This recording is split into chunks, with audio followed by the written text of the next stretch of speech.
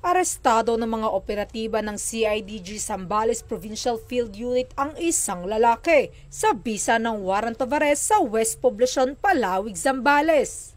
Kinilala ang suspect na si Russell Del Fierro y Pacheco, 45 anyos at residente ng nasabing lugar. Batay sa investigasyon ng ating mga otoridad, habang minamaneho ng akusado ang isang ambulansya papuntang Ramon Magsaysay Memorial Hospital sa Iba, Zambales, ay aksidenteng bumangga ito sa isang service vehicle na isang complainant na siyang naghain ng reklamo.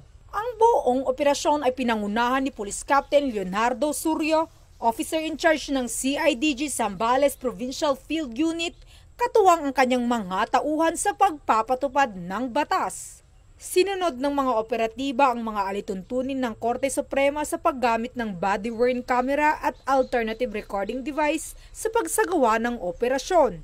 Kaagad namang dinala ang kalabosong suspect sa CIDG Zambales Provincial Field Unit para sa booking procedure at pansamantalang ikinulong habang inaayos ang pagbabalik ng warrant sa korte.